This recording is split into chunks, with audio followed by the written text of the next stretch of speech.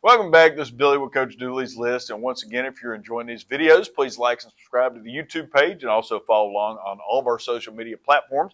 Today, I'm once again here at Hillgrove High School with head girls soccer coach Shannon Center. And Coach, I appreciate you taking the time. Appreciate you. Jump right in. I know you got class to get back to. Tell everybody about your coaching journey and how long you've been here at Hillgrove. I've been at Hillgrove for 20 years since the doors opened. I came over from Wheeler High School where I taught and coached for 10 years, 5 as an assistant coach and 5 as a head coach. Before that, I was a grad assistant at the State University of New York working with the girls soccer team with defenders and goalkeepers. So cool. This is year 31 of coaching for me.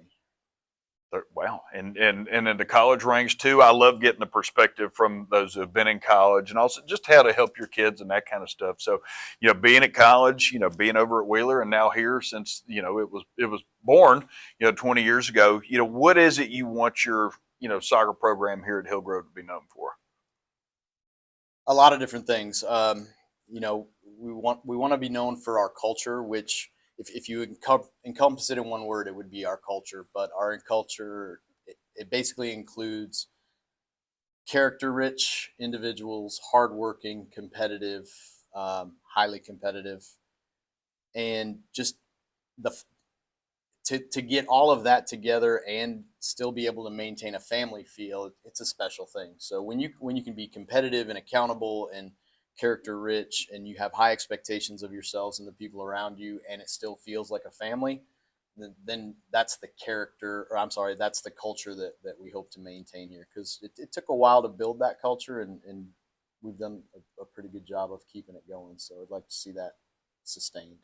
No, and I've always wondered what it'd be like to start a program from the ground up. And I don't know if I've ever heard it termed that way before, character rich, which I think is awesome, because that's the thing I think younger coaches, where it's win, win, win in the beginning. And as you get older, you start to realize things that if you build that foundation of saying, look, we're going to have strong character, and especially in soccer, you get the yellow cards is always a thing talking about, but if you have that foundation and you're always character rich, then those things don't follow you onto the field, and they definitely help in the game and stuff too. So they do, and it helps them, because if you're character rich, your grades take care of themselves, your discipline takes care of itself, and come playoff times, you end up with a roster full of kids that you don't have to worry about losing to some disciplinary action or mom and dad pulling them from your roster because their grades are slipping.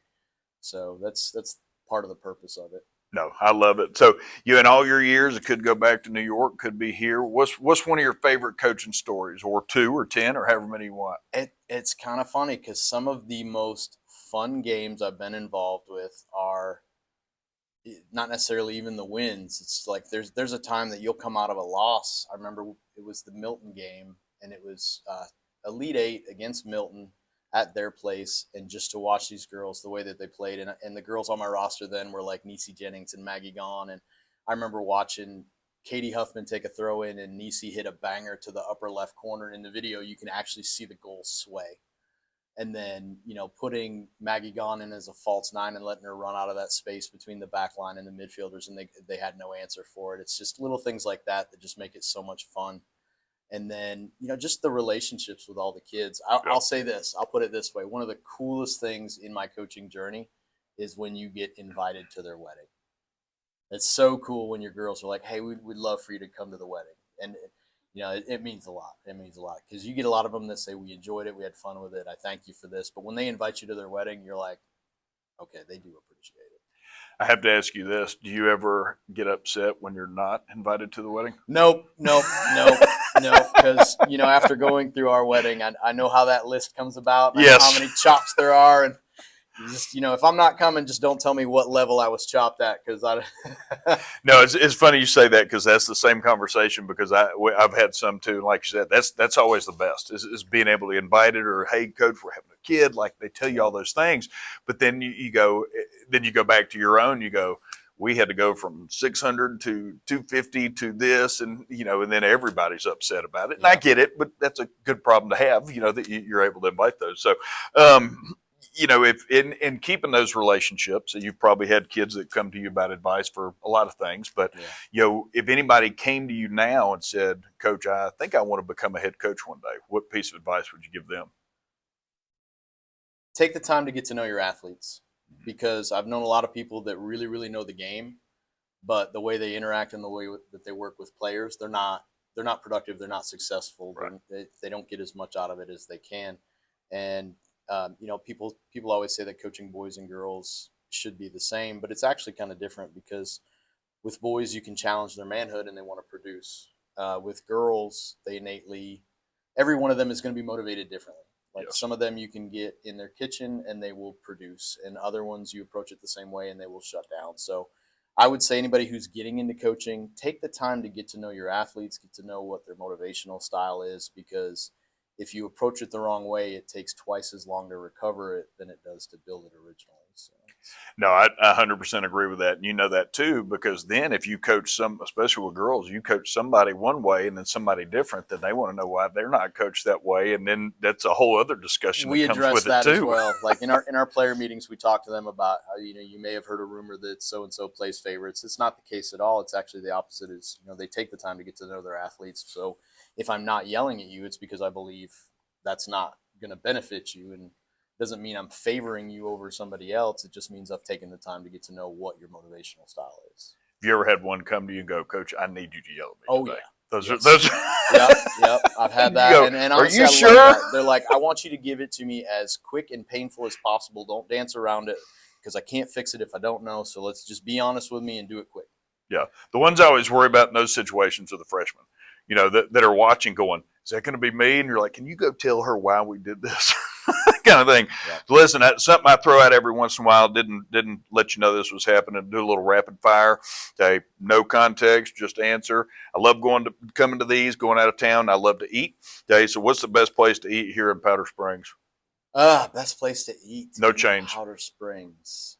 Where are you going on date night if you get a chance for date night?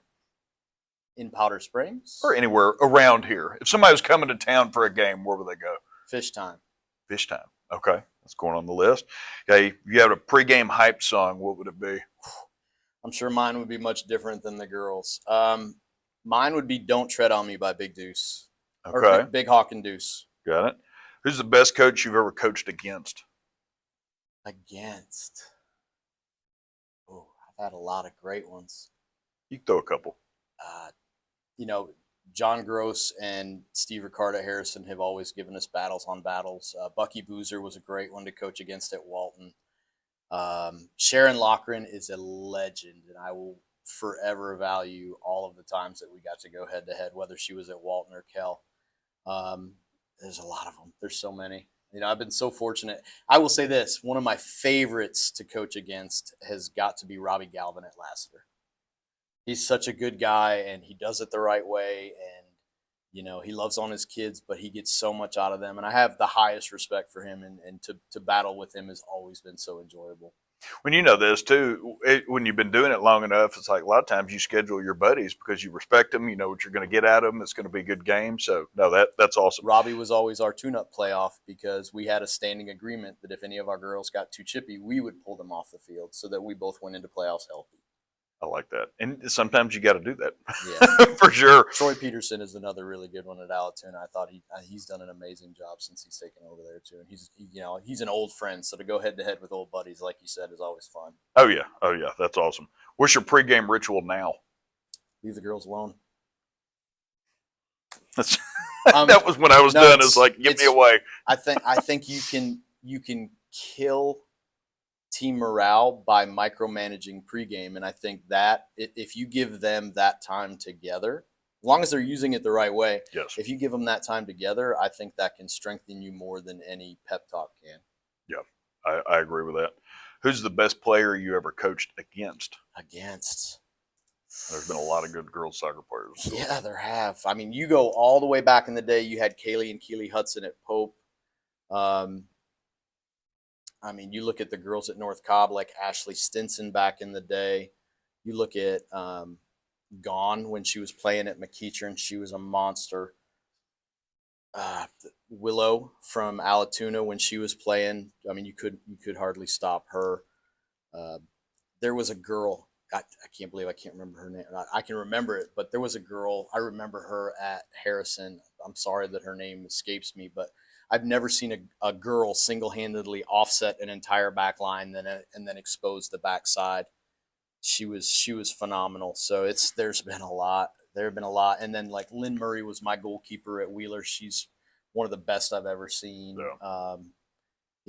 If I could go through it position by position and put together my career all-star team, That would be cool. those are some names that would definitely be on it. Sherry Goldstein is another one that would be on it. Molly Williams played at UMass. She played here. She's one of the most fierce competitors I've ever had the chance to work with. Maggie Gahn, Niecy Jennings, Breanne Dykes. Oh God, I'm just impressed that you're able to roll them off like that. I have so much respect for these girls, like S.A. Clark, Jessica Bingham. I'm trying to think who else. It's just there is so many. So many. That actually, Michelle Olivier that played for me at Wheeler and then ended up playing at Portland. She was ridiculous, and I will say, training with her, I was probably in the best shape of my life. But yeah, it's I've been lucky. I've had a lot of them that I've played or that have played for us and that we've played against. I mean, it's a deep bag. it could be another one. Everybody loves top tens. If we go and have a social media debate on the top players we'd have to stick to the last 10 years. You'd have to pick a time frame, but that we might do that. So the last thing, one of the big things, obviously, with Coach Dooley's list, I'm trying to connect coaches with vendors, trying to make your life a little bit easier. So check out the website if you've never been on it. But who is a vendor you've worked with that you would shout out to other coaches that just always enjoyed working with? We've seen some good luck with BSN. Like any vendor, there's always some hiccups here and there. Tracy Washington at TNT Advertising, she does a lot of our practice gear and screen printing and things like that. Sunbury Originals is another company that we've used. I would say those three are the three that I've leaned on the most heavily. Awesome. And you know this too. They might call you about how to deal with a player, do this, or get scouting reports. But the number one thing I always used to get calls with is like, hey, my uniform guy's gone. Who do I get? Who do you trust? Who can get it to me by the time I need it? That kind of stuff. So, and you can call out a company, but specifically an individual. Yes, because I've always I remember I said BSN's been really good with us, but that's because Aaron Douglas was phenomenal in the role that he played. We've had other people with BSN that I was like, I just want to work with Aaron. Yeah. So. Yeah. No, well, Coach, listen, we could do this all day. I appreciate it. You've piqued my interest. I definitely want to look at doing some top 10 stuff, but I do appreciate you taking the time. Thanks and best for having of luck, me. Man. Yes, thank you, sir. All righty.